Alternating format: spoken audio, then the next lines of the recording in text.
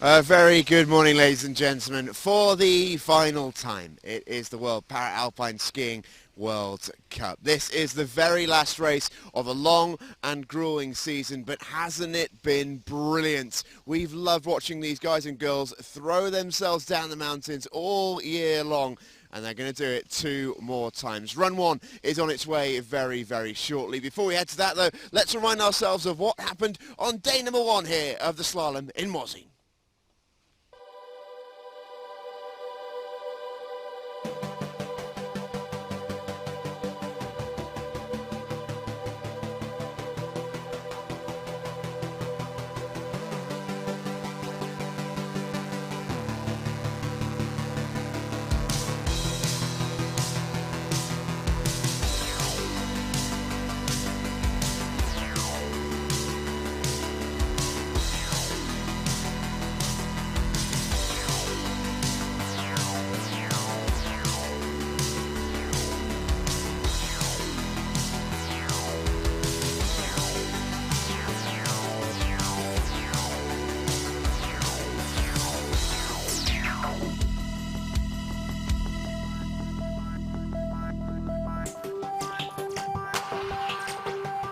Yeah, thank you very much, Alan. Down at the finish with our leader, Annalena Forster. Congratulations.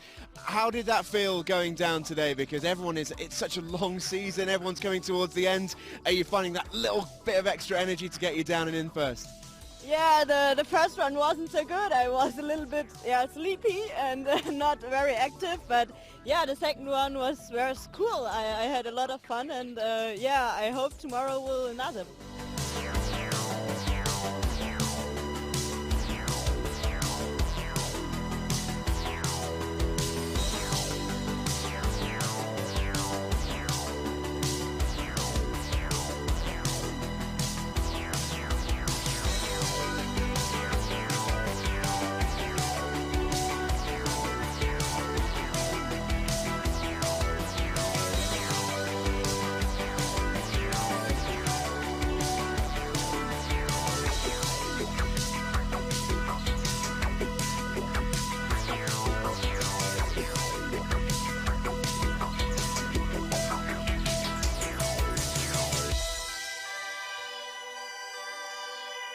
Yeah, thank you very much, guys. Down at the finish line, and what a dramatic finish it was in that race. Igor Sikorsky is our winner. Igor, you did it the hard way, but you got the win eventually. How do you feel?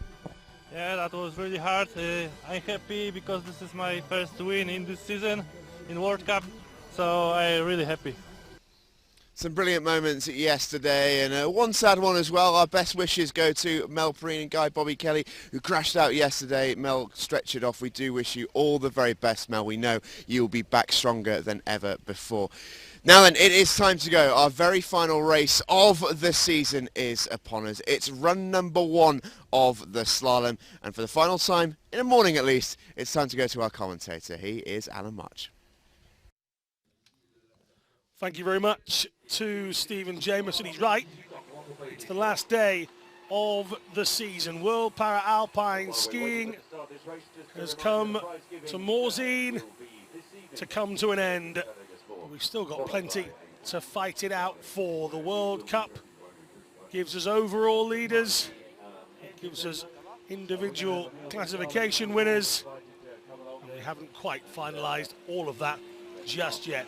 If you want to get in touch with us, hashtag Para-Alpine is what you need. Let us know your thoughts. And if you want to follow all of the social media channels, Facebook, Instagram and Twitter, use @Para-Alpine.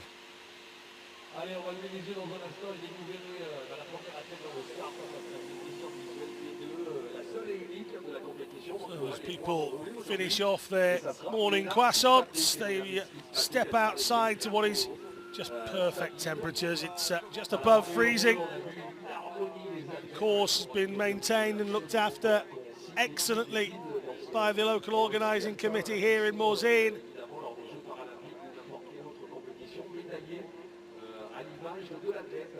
And there is the beauty that awaits us this morning. Slalom, set by Hans Blattmann,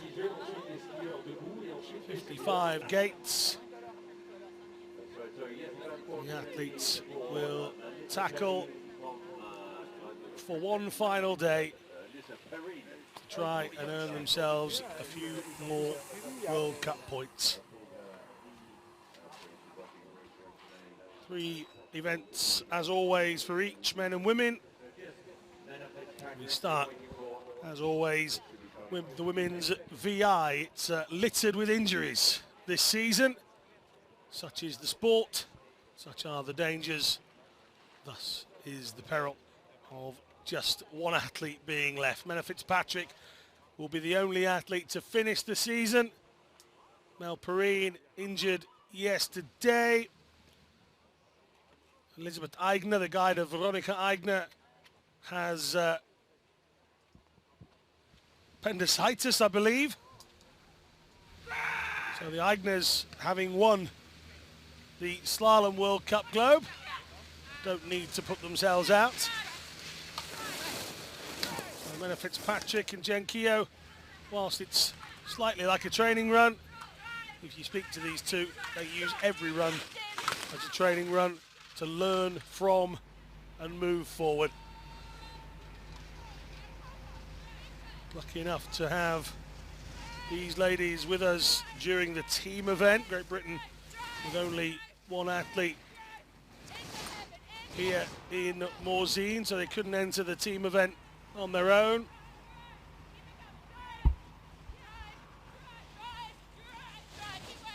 We had Jen Keogh in commentary with me, and Menna Fitzpatrick was co-hosting the program with Stephen Jameson, and they did a fantastic job, the pair of them. Here it is just Great Britain versus the mountain. Now into the final 6 gates. You see the skill it takes from the guide, just talking constantly, looking behind every now and again to make sure that their athlete is still there. 58:23 is the time for Menna Fitzpatrick on the final day.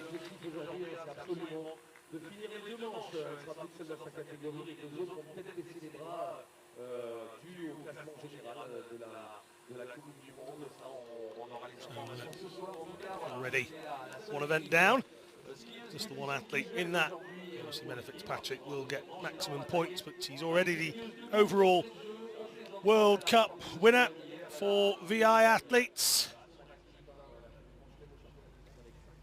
And the lady that's already won overall is Marie Bochet in the slalom world, though. She's got a job to do because Frédéric Turgeon leads the way. She goes after Bochet, and Anna Merida is doing all right as well. Currently in second place the entire tour. So a very impressive World Cup debut for the 18-year-old German. Well, I don't think Marie Bochet has ever gone with the bib number 2 in a World Cup before. Such is the shortage of numbers in the VI.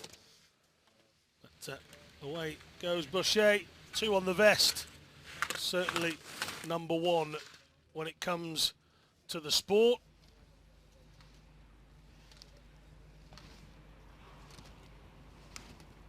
Five-year-old somebody, or at least just outside. Exceptionally gifted standing skier and part of the French teams that took part in the team event, the inaugural team event. She's so proud to be skiing here in France, the end of the World Cup. She's been suffering, being a little bit under the weather in the last week or so, but you never can tell that with Bochet because she just goes out and lays it down and does the business, and she's done it once again. It's a great venue to have as a World Cup. Plenty of holidaymakers deciding to just stop what they're doing and take a look. I was overhearing a group of Welsh gentlemen this morning over breakfast who had absolutely no idea this was taking place, and they were amazed by the athletes.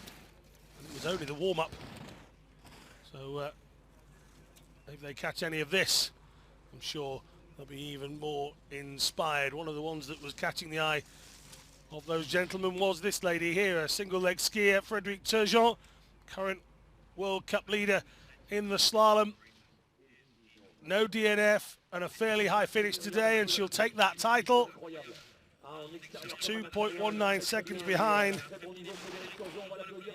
but she can afford that on Bochet, but not anybody else. The battle is on for the rest.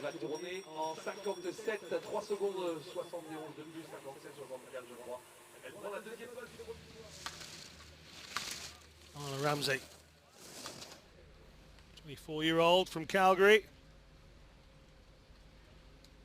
Was telling Stephen the other day that she'd had a few physical problems this year.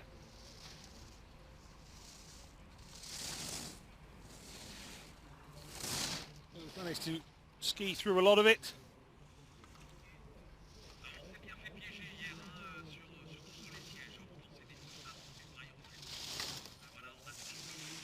Fourth place in the World Championship, so slalom is not completely out of her comfort zone.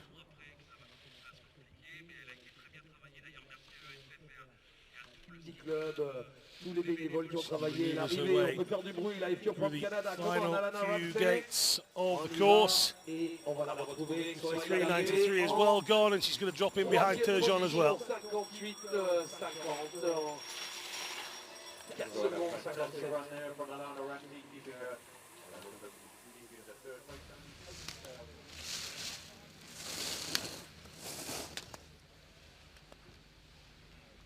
This is Bigna Smith.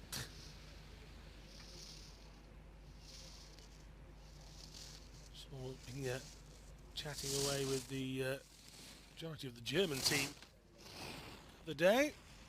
We always point out the athletes very much get on with each other fairly well. There is, of course, the elements of competition.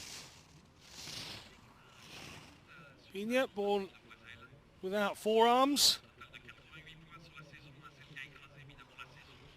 Bone in both arms not present, and that of course means the ability to use ski poles, but that is how she would have skied forever. So she makes it look fairly easy, but gets to the line 106.09.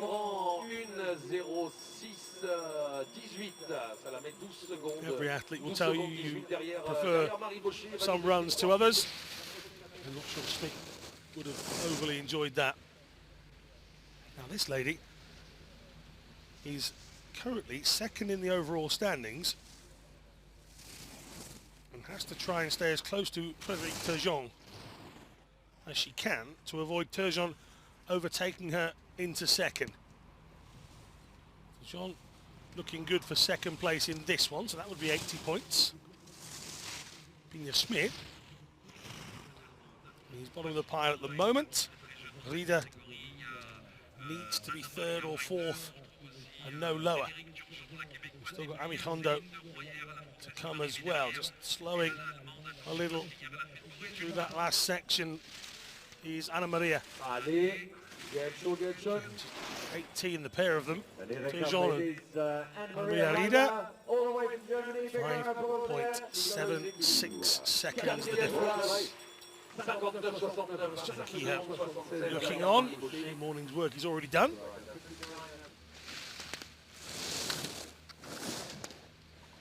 Very likeable Ami Kondo coming up. Another, just the use of the single ski pole. Impairment in the left arm.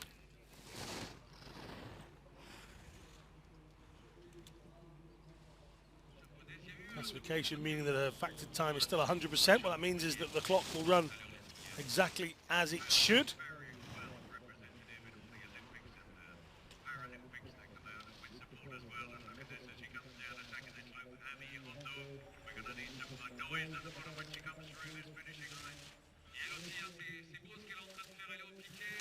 Kondo to the final stage.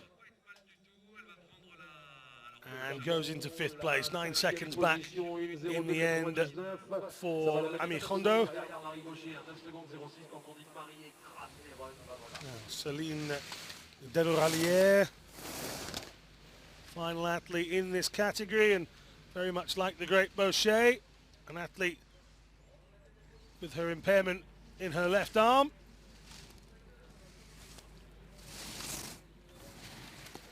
We perhaps should have heard of Deloralière a little bit before now. She had an injury in 2017 that put her back somewhat. And we're now seeing Céline in a World Cup. I fancy that she'll be taking part in more as of next season.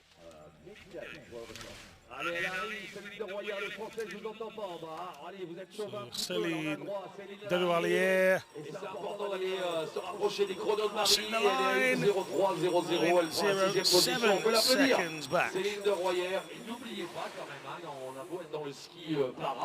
Because all nations. So Bochet leads the way. Bini Schmidt with the biggest struggle of the morning, 12 seconds back off the pace at the bottom end, so she'll go first this afternoon. Turgeon, Ramsey, Anna-Margarida, Ami Hondo and Deloralière complete the lineup. Well, we'll take a look at the women's sitting category next.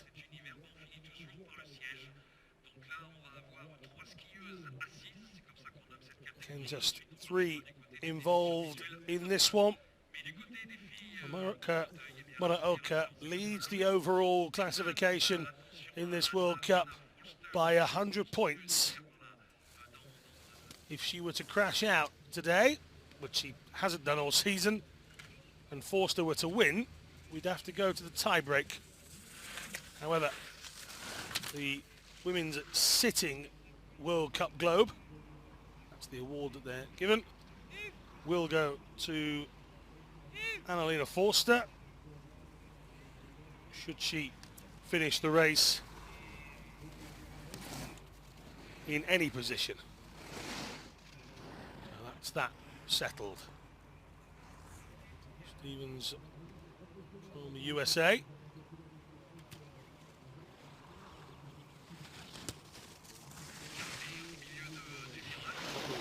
Paralympic gold medal winner back in 2006. Olympic bronze medalist. Recent times as well.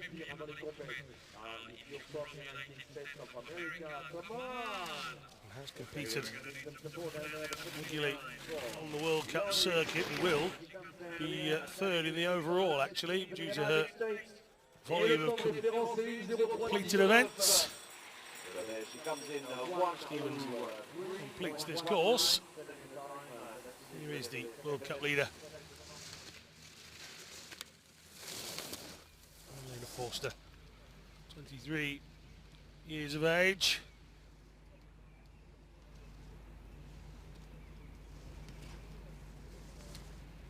Resident of Freiburg.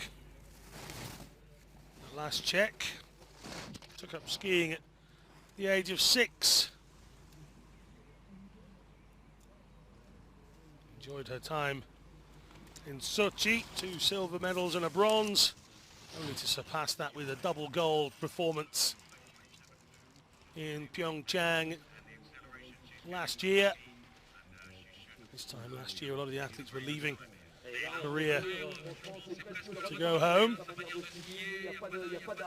This time they're preparing to leave Morzine in the morning to finish their season, most of them across the line.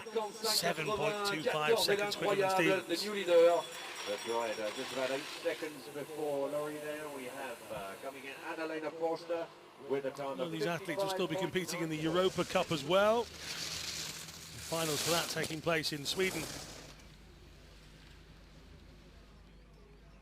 next week. Snowboard World Championships to look forward to as well. Muraoka only has to finish 2 runs to take the overall World Cup title in the women's sitting category. There's only 1.21 back on Forster, but Forster is the world and Paralympic champion. So nothing that is easy for Muraoka. Victory in this race would be unexpected.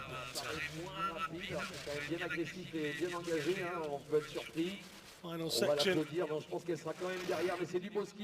just making it look very easy indeed towards the end, finishing 2.83 down, but Muraoka certainly has improved her slalom performances throughout 2018 and 19.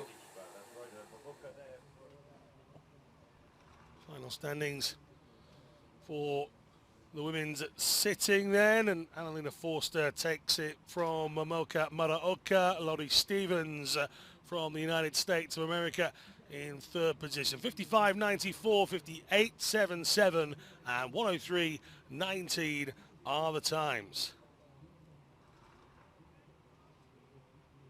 Into the men's events we go. Kevin Burton has an opportunity, slim as it may be, to finish third in the overall standings. Manek Kubatska is currently the man he needs to beat. However, Kubatska would have to not finish and Burton would have to win the competition for that to happen.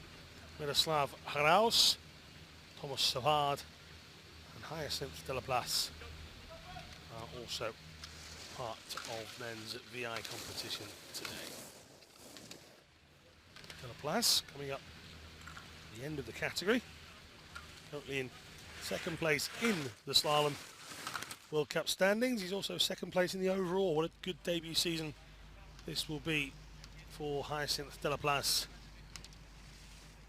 when we get to the end of today. Burton, a little struggle, he got off balance, but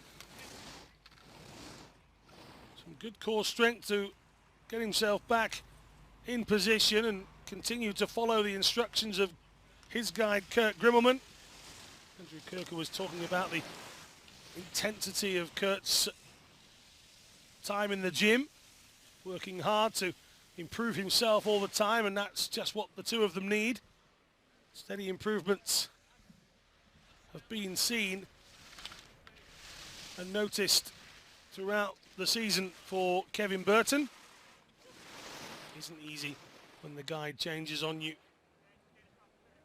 So let's hope that these two can stay together a little bit longer. So Burton comes down.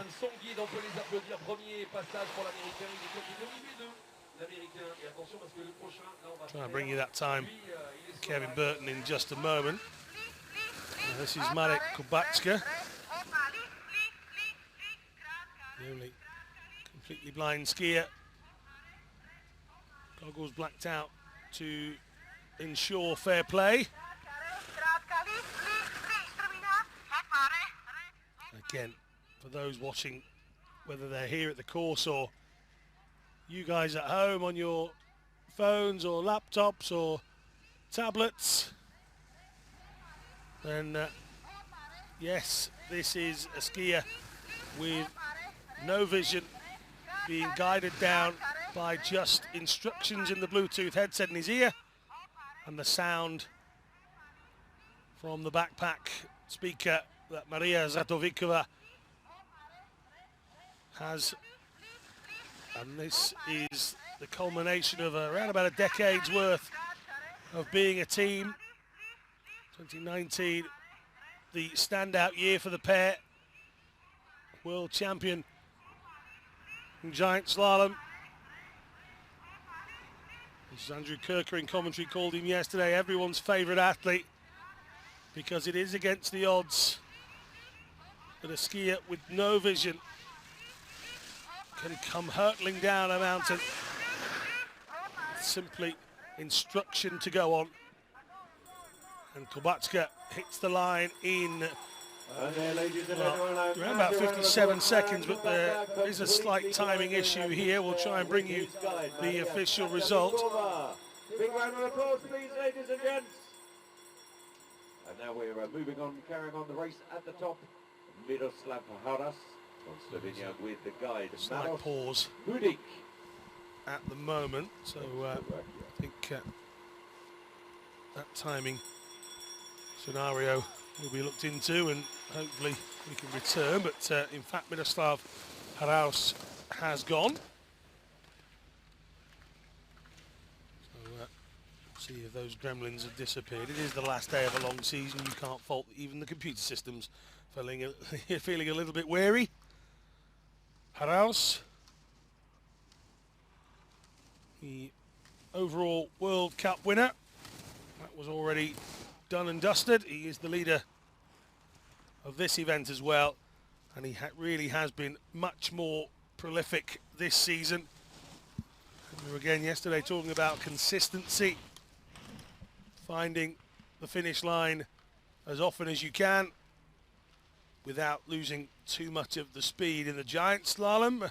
Haras was outmastered by his own teammate Kubatska, but in the slalom he has made it his own and crossing the line. Again, we'll try and bring you the official times in a second. I can tell you that Kubatska's was 56.72, Kevin Burton 1:21.26. I'll give you Haras' time in a moment.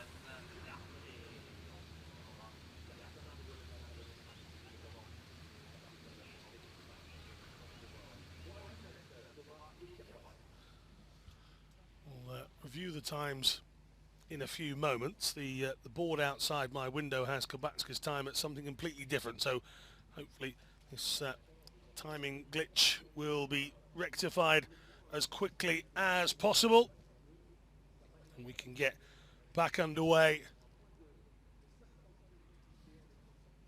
Take a look back at Marek Kubatska, and again just let this sink in. You see the goggles for Marek completely blacked out. They'll be checked by officials at the start of the racing. Maria, you catch sight of her just on the back there. You see a little square structure hanging from the backpack. That's a speaker. So not only do they talk to each other through the Bluetooth headsets in their helmets, but also Marek is following the sound that comes from that speaker. Just there you see it, the white structure at the bottom of the bag. So marvellous work, and I'm sure there are plenty of course workers and holidaymakers who are watching on with that and are contemplating whether they would be brave enough and skillful enough to get themselves down. Plenty of people enjoying themselves here in Morzine. Current leader is that man there, Miroslav Haras, Manos Hudik, his guide. Just waiting for a timing issue to be resolved. Now, Haras on my screen has been given 50.88. It's a huge time. He's some 5.84 seconds quicker than Kubatska at the moment. So a good, strong start to the day for the Slovakian. We are heading back up to the start, I believe. Thomas Savard with Kervan Lamé.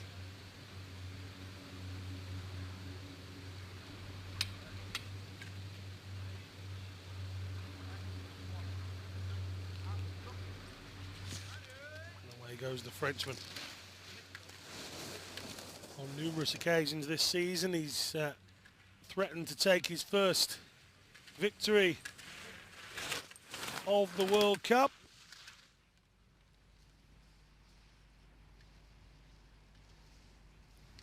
Yet to be for young Savard. Once you start to see the athletes over and over again in this tour, you sometimes forget just how young Savard is. He's been with us all season, but just 17.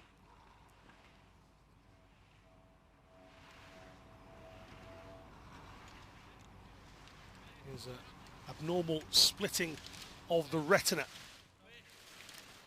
His right eye is affected Slightly more than he's left. And the French people at the bottom of the hill are making plenty of noise for their own athletes. 55 seconds will put him into second. Now this guy here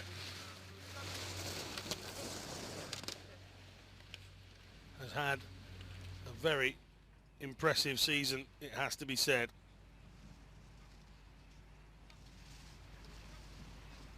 Second in the overall standings, he's second in this slalom standing.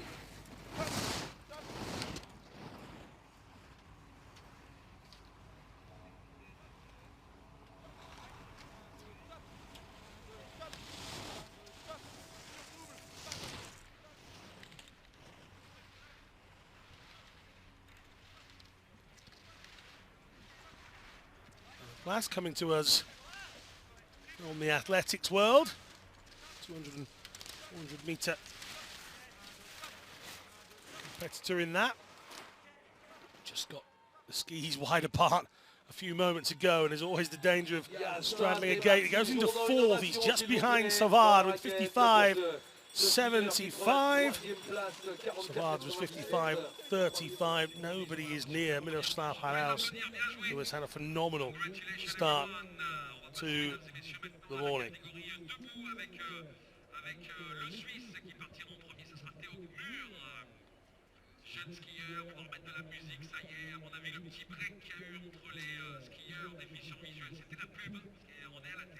So Haraus from Savard from De La Place.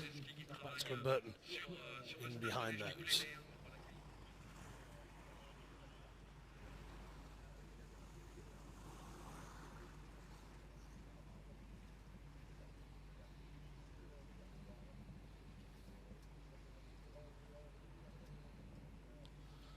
Men standing, no Theo Guimard starting here. He was scheduled to join us. Guimard does not, though. We'll have young Jules Segers at the bottom. Similar name to a former Nottingham Forest goalkeeper back in England, Hans Segers, but completely different nationalities. Jules Segers will go last. Santeri Kiveri, with the absence of Theo Guimard, goes first.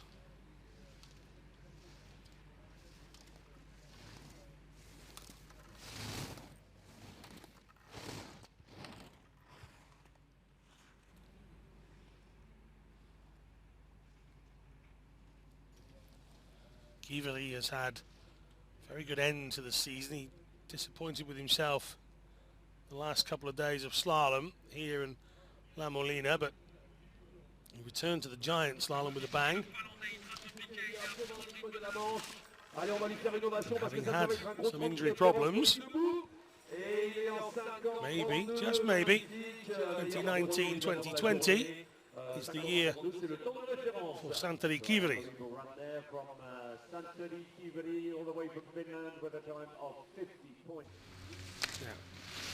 Thomas Field, one of the athletes in the mix to take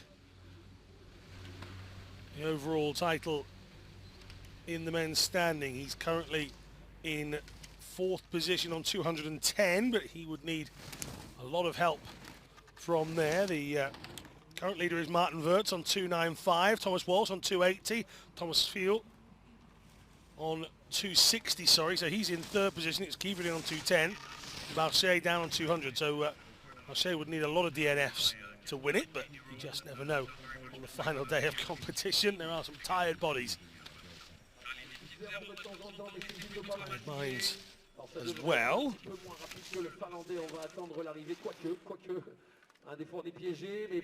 Now, Thomas Field goes into second, not the start he would have wanted. Kiveri leads by a second. Maria Zatovikova watching on.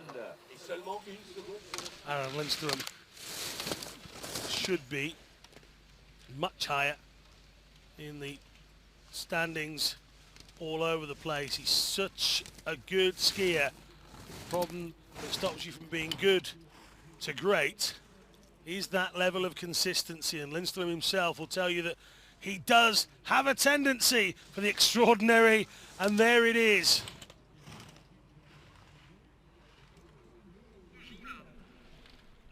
Many of people on this circuit will tell you that Lindström is so quick and agile, but he just has that potential fault in his locker. And he has a fall here in the opening stages, which means he's 2.5 seconds back. Thomas Savard in the background. Yeah, Hilmar Morzine from Iceland started the season by winning Iceland's first ever World Cup.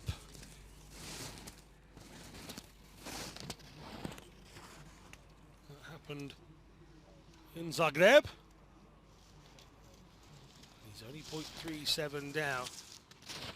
Single leg skier getting a little off balance, somehow managing to correct that. Morzine continues to push. He was only 0.37 down in the early stages. Gets across the line, he's still behind.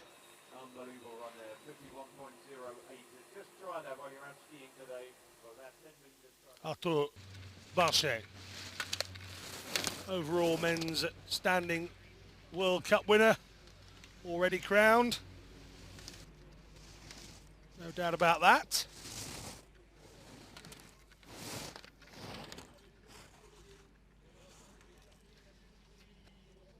Barchet will want to finish as high up as he can in the slalom as well, and he's already 1.19 inside the time of Kivri.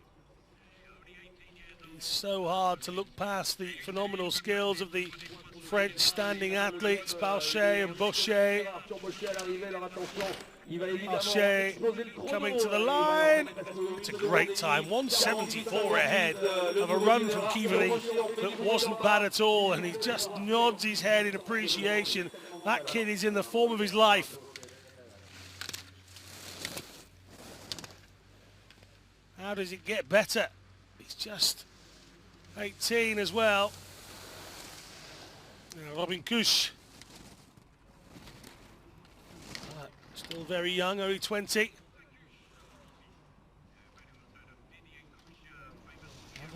Andrew Kirk, yesterday was referencing in the same bracket sort of as Aaron Lindström. There's plenty of speed and skill in Robin Kusch. For many of these athletes, it is about finding that consistency. It is about finding the level of effort versus calmness. Hitting the line in 51.78 puts Kusch in 5th position. Pretty close, you can see from 3rd, 4th and 5th place, there's not much in it there. And Robin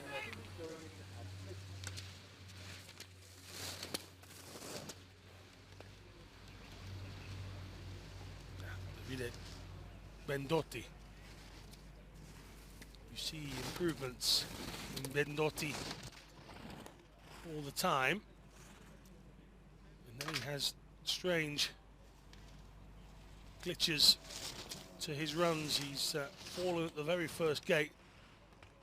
No fewer than twice this season already,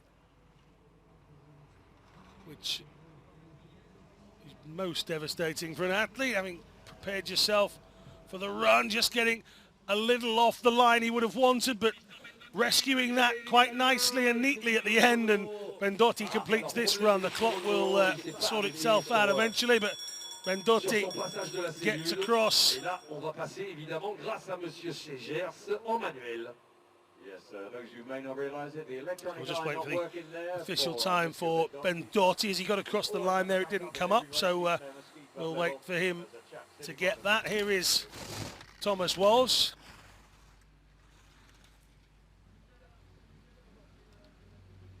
So Thomas Walsh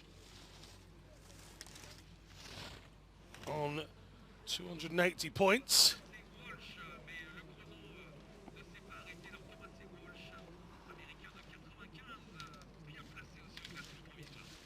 Walsh then, desperate to win the Slalom World Cup. As he gets across the line, we'll have to visit the times for you shortly, as there is a small issue again here. So normally the time is just a display that it's not functioning. Normally behind us we have the team from Croatia with their hands on all the buttons and their computers, and I'm sure they know what's going on. Ah oui, les Croates, souvent ça serait parfait très vite. Ça s'appelait Alors attention parce que le prochain, si c'est lui au départ, on attendra, on va voir un petit direct TV again, déjà. just waiting for the times of Ben Dotti and more importantly, Thomas Walsh, second coming into this in the standings, and well, I've got to stop here before the man that's leading, so a bit of pressure for Martin Wirtz at the top of the mountain. The Austrian has had a good couple of runs in the last week.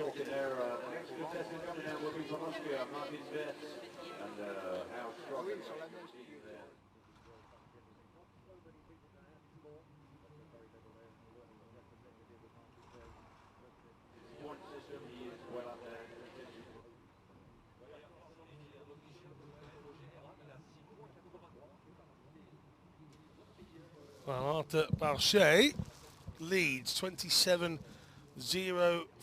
Santeri Kivri 28.23, just in front of Thomas Field there, 28.43. Gelmar Orvarsen in fourth position on 28.60. Look how close this is behind Barchet. Robin Kusch in fifth position. He'll be gutted to be there because he is literally just over 0.6 of a second slower than Santeri Kivri, and yet that's a difference of 3 or 4 places. So Alan Lindström, despite his mistakes out on the course, still in the mix as well. Less than a second between second and 6th. We've got Ben Dotti's time. That's now come through as 30.25. So just over 2 seconds then separating second and 7th. I expect Thomas Walsh to be well inside Ben Dotti's time and Lindström's time, but we are still waiting for that.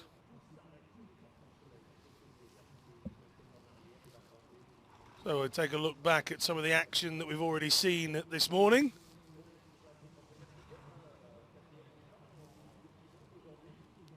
This is Aaron Lindström. I mentioned that Lindström has still come in with a 29.20, but just how good could it have been? Because Lindström was certainly pushing himself throughout the course. Then this happened, just an overlean on his left side, and he has to get off again. And, well, for him still to finish within a second of second position, he has to begin thinking what could have been once again. He will be the last one of the day. Jules Degier, I'm sure the French are going to applaud him when he comes down and finishes his 4th start in the World Cup race. French athletes gathering at the bottom to watch on. Here's Morzine in its splendour. It's quite a vast little place, if you like.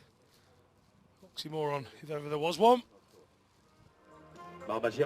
It's plenty here for people to do. Why don't you get in touch with us? Use the hashtag Paralpine. Whether you're watching on YouTube or Facebook, whether you're a Facebooker or a tweeter, or you're on Instagram with your stories, use hashtag Paralpine and let us know what you think. He loves it. That's what he thinks. He's absolutely loving it. Onto the athletes, once they finish their run, coming out and watching on. Yes, you guys there. And this is the man that is controlling the men's standing events at the moment. He is the overall World Cup winner for the men in the standing. No doubt about that. Can't really win the Slalom World Cup globe, but he just loves being out here and competing.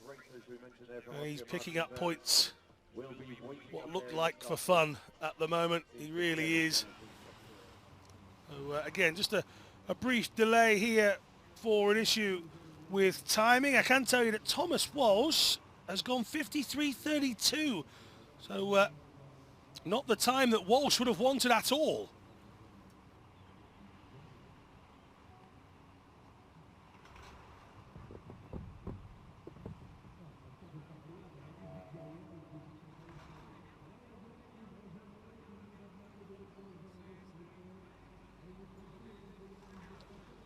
Well, the end of the season, as we mentioned, is indeed nigh. That doesn't mean that you can't keep watching the action. Everything available on YouTube, on the Paralympic channel. Go back and take a look at the best parts of the season. Maybe you missed one or two of the venues that we went to.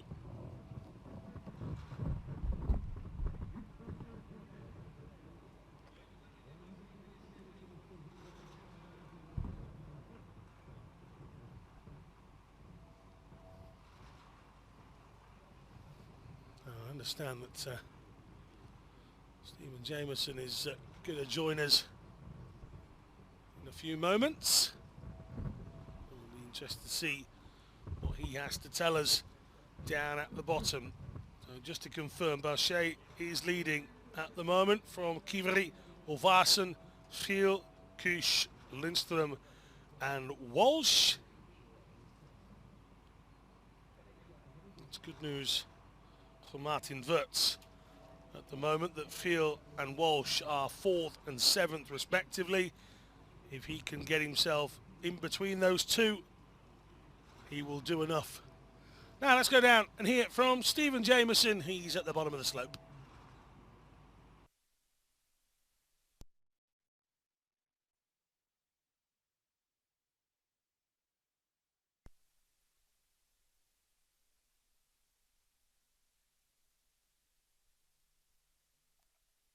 Here in Morzine, though, the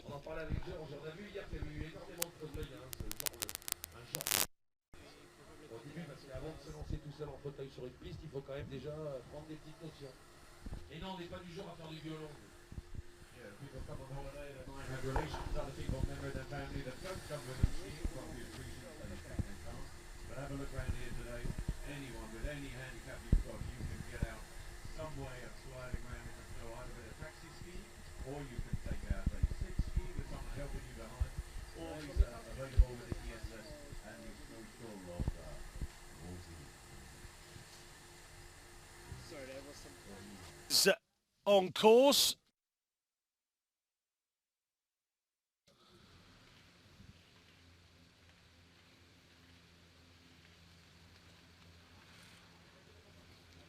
But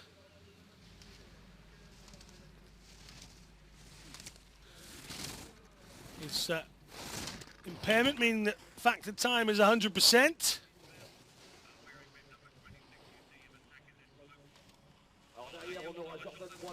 Similar impairment to Maddie Boucher. Left arm.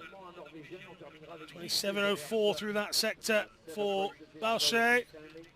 Wirtz will be more concerned by Giel and Thomas Walsh. He won't know that Walsh is down in 7th just yet. Giel is not exactly quick either. Oh, and he's 7th himself. Now then, Thomas Walsh will be doing a little happy dance.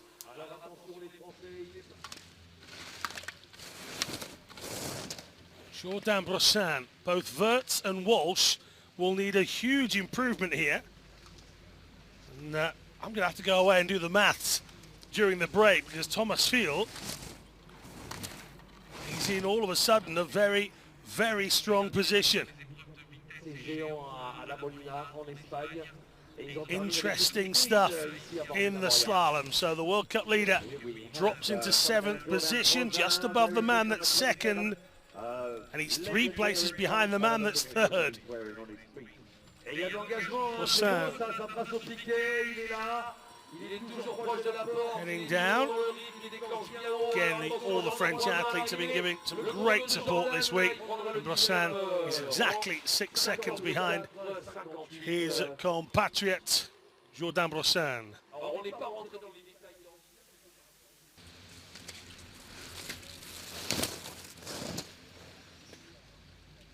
is Hiraku Misawa, multiple Paralympian.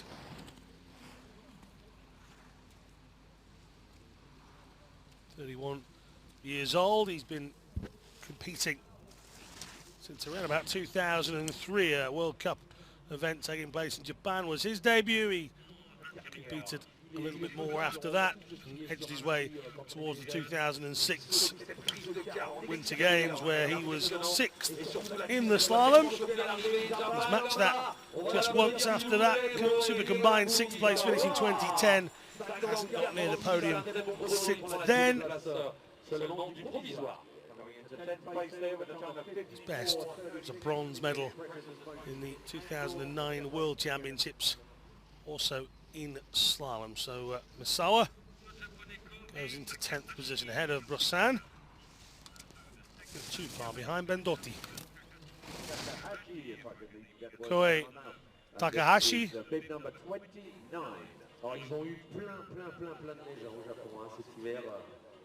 Young Japanese skier, impairment in the right arm. Impairment of cerebral palsy, that's the right side of his body.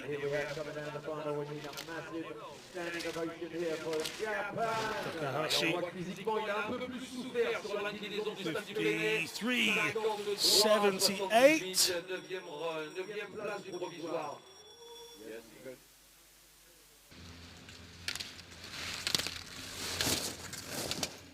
This is Manuel Bourdinx.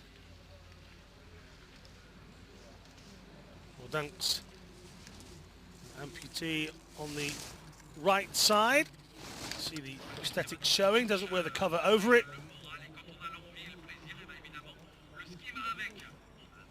Bourdinx just 2.19 down in the opening section. That would leave him around about 8th position currently. Ask yourself how he gets so much pressure on that ski. Et Babou, il a ses potes en bas, il a aussi c'est du beau ski pour Babou. Ça tient le coup. Regardez ça, c'est solide, c'est obligé. Through, then Bourdinx hits the line. 4.4 seconds back, he's up into 7th. And I think he's experiencing a long season as well. It's his first season on the tour. He again is another one that's been competing fairly regular. And Bourdinx decides to have a little lie down. Leander Kress made his debut in La Molina. And now joins us here in Morzine as well. Had a good time in La Molina. He managed to finish every race, and then yesterday wasn't so good for him here. All the athletes will tell you, you learn more from the falls than you do some of the completed runs, because that's where you find your faults. So Leander Kress is steady at the moment. He will need to find a lot more speed over the coming years if he wants to compete at the top end.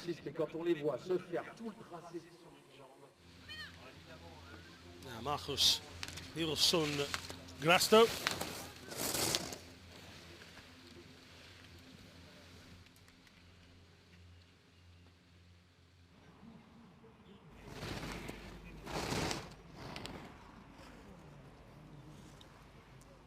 Payments in his arms. So again, ability to use ski poles is not there for Marcus. Part of that winning team event with Jesper Pedersen.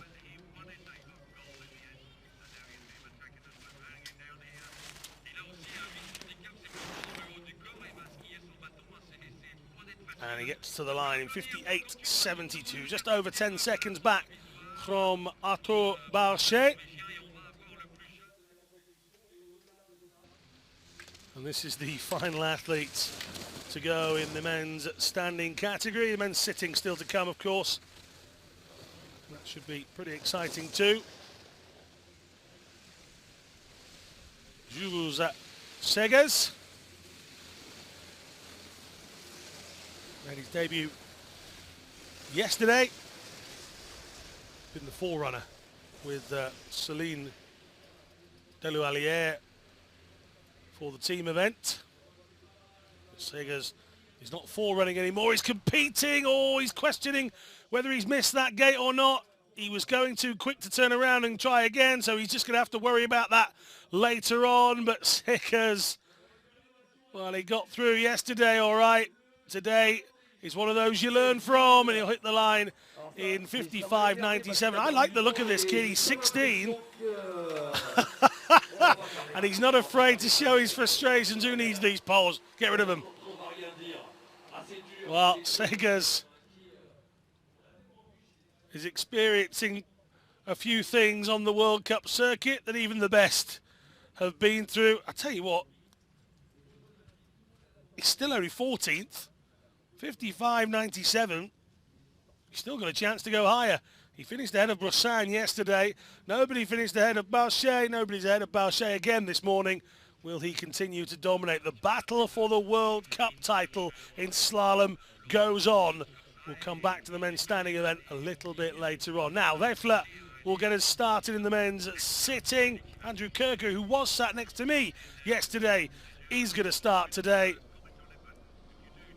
Can we see more improvements from the likes of Maya, Brazdegan and Slivnik? We'll find out towards the end of the run.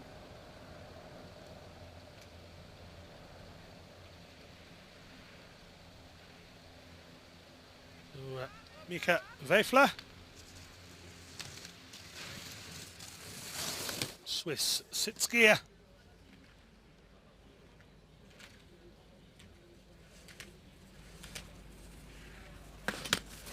(24 years of age. Took up para-skiing at the age of 20.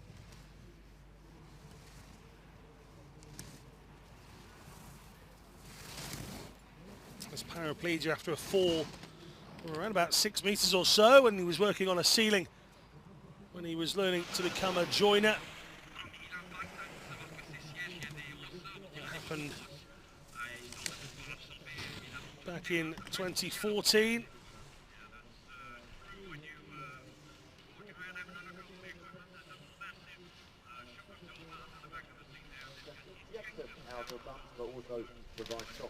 Skiing again after that accident, and now dreams of being one of the big dogs in the yard that is sit skiing.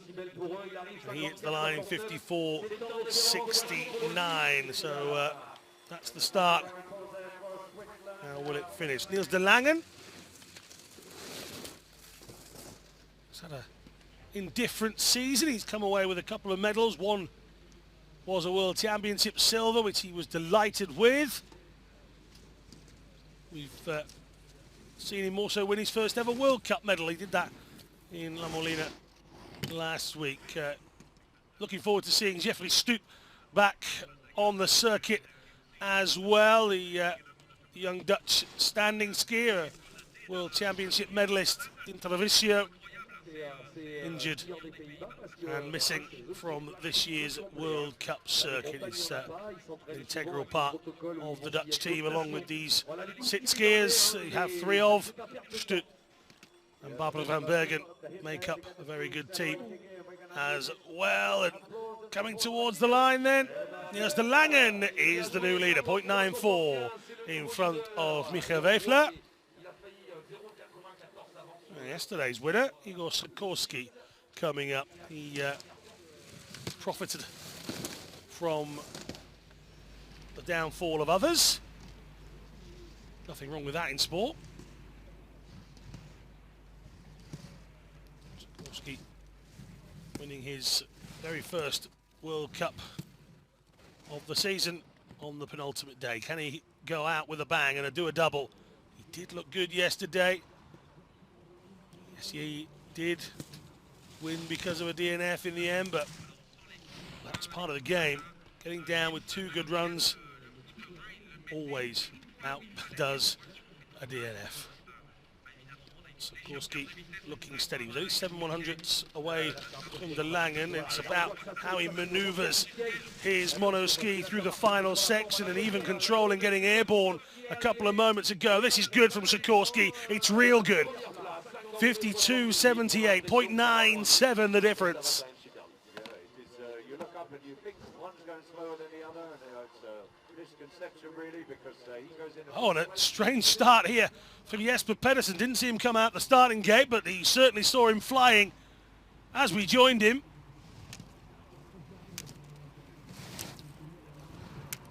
So Jesper Pedersen, the winner of the Slalom Globe. He's already the overall World Cup winner, and he's already a second ahead. No wonder we saw him bouncing around when we went to him. He is absolutely flying. He's ripping it up. And sometimes when you're skiing for fun, which is all this is now for Pedersen, the challenge is off. Sometimes you see them really let it go, and Pedersen here does not consider finishing the season at a canter. This is superb from Pedersen, 51.14.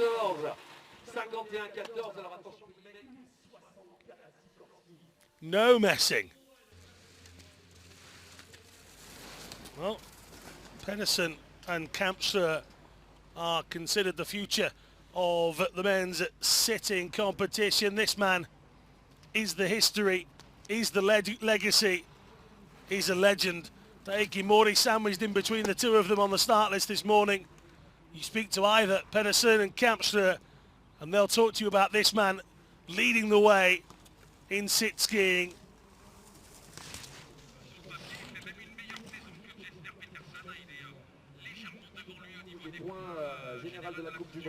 .38 now. He intends on being in Tokyo and Beijing. Para powerlifting and Alpine. Can he take this? No, he's going to be outside. But he is still, at 38, able to compete with the 19-year-olds. Talking of Jeroen Kampstra, youngster from Liederdorp in the Netherlands.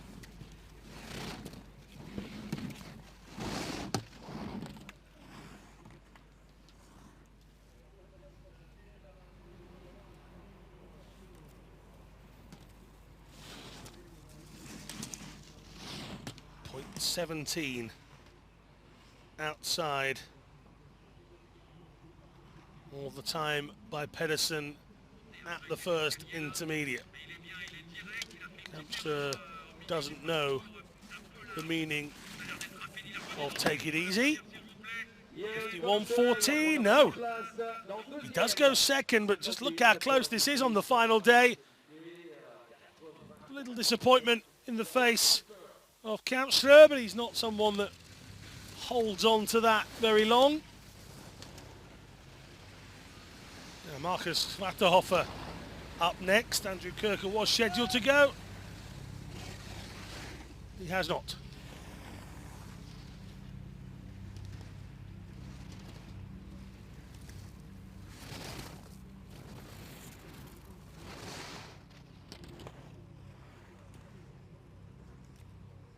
.29.20 through here. Vatterhofer 29.60, just 0.4 the difference then. Kampstra was only 0.17, so Vatterhofer is in good company.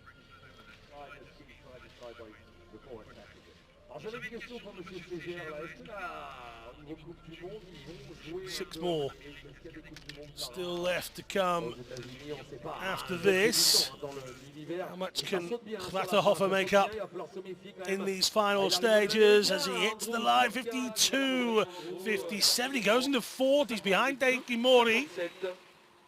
It's still a fair tussle for second place in this World Cup. Sikorsky 240, Mori 210, Vatterhofer 190. So as he nods, winner of the last slalom in La Molina, Having a look back up the hill to see who's coming next, and the answer to that is nobody just yet. There's a few bits of maintenance taking place on the course. You can see that out my window, the bright sunshine bouncing off the mountain, and now we get going with Rene Di Silvestro.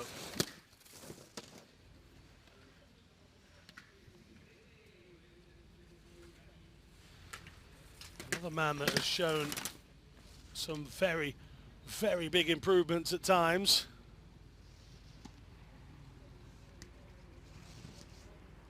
And Rene Di Silvestro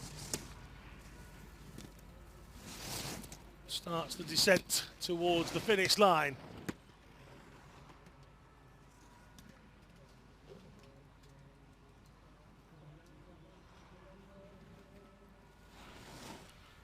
Two-year-old, oh, he's got tied up through there. Again, as we were talking to Andrew yesterday about trying to regain momentum, yes, it's the gravity that pulls you down, of course. You don't want to lose the speed unless it's you that's putting the brakes on, and Di Silvestro is now throwing everything at the course to try and make some up. He's missed out on 51. He's just about scraped inside the final gate. 4:05 behind, but he gets applause for the effort there. Rene was almost stationary at one point, got himself going again, and finishes brightly across the line. This is Alex Cairns.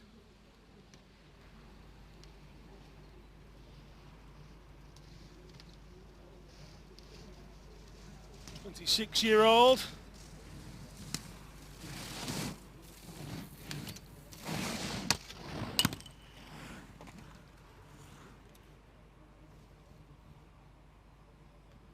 Big fan of kayaking and hiking, as well as a bit of cycling as well. Born with spina bifida, he's actually a ticket validator at Whistler Blackcomb Ski Resort, back home in British Columbia.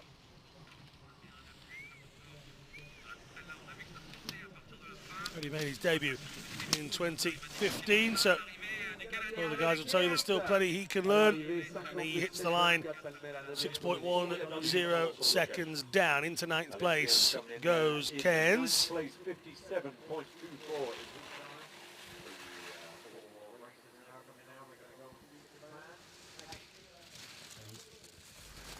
Pedersen camps from Mori.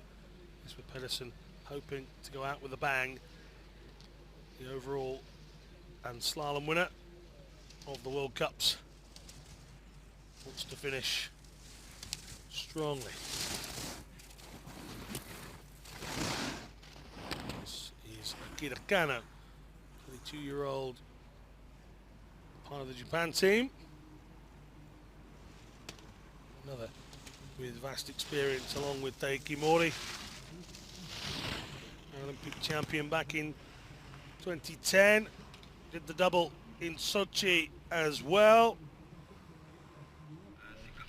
Not necessarily known for his slalom work, but one of those that will always give it a go. He's a fair way off the pace as he comes towards the line is Kano. And he moves Cairns down a position and drops into 9. Yesterday was International Happiness Day. I think that man missed it.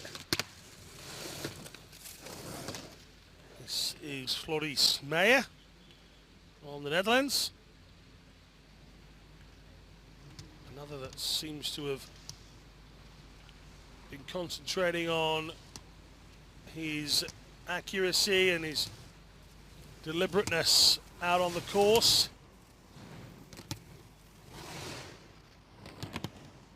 Say that sacrifice a little speed to find the right lines and then work backwards from there.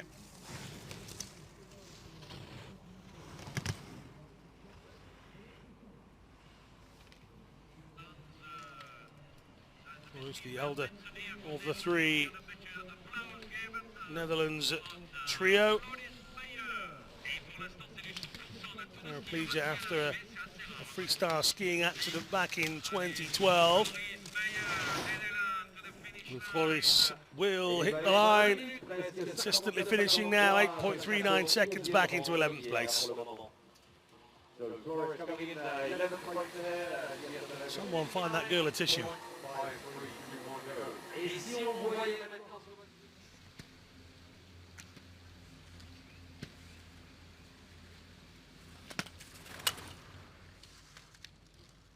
This is Lou Brazdagan.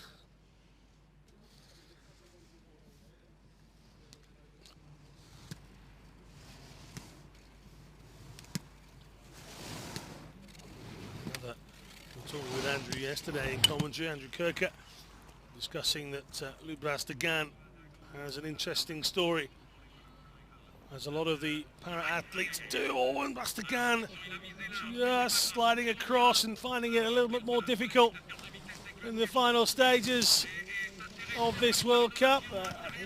Innocuous insect bite leading to quite devastating illnesses, including loss of eyesight and speech, and of course paraplegia. Whilst the others have returned, he's now here competing as a sit skier. Works and lives in Tignes in France, so from a ski resort, and he hits the line in 1:02.26. Ironically, had a better time in La Melina than he is having here. Well, excuse the bib number, but this is the 47th athlete to go this morning. Somebody has put bib number 47 in the washing machine and forgot to get it back out again. So this is Jone Slivnik.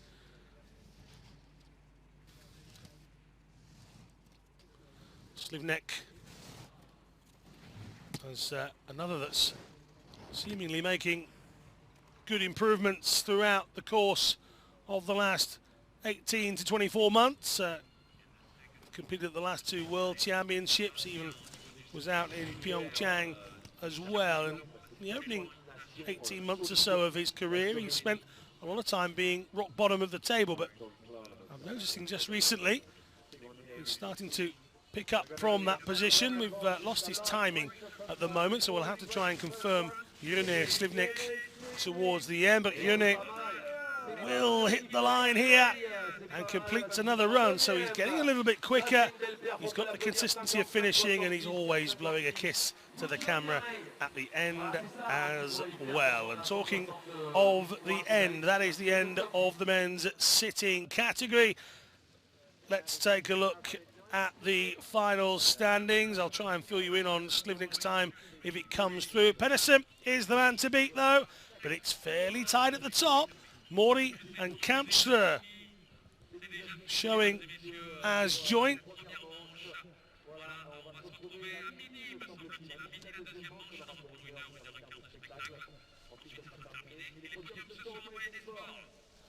Pedersen leads, Kampster in second, Mori in third, Marcus Schratterhofer in fourth, Igor Sikorski in fifth.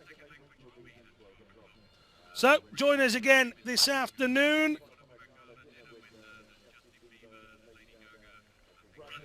And there you see Slivnik's time has just come through. I told you he's getting better, 55.70. He's up inside the top 10. Well done to the young Slovenian. Join us again this afternoon, 12 o'clock, on the nose. Don't miss it. It's the final session of the World Para-Alpine Skiing World Cup. See you then.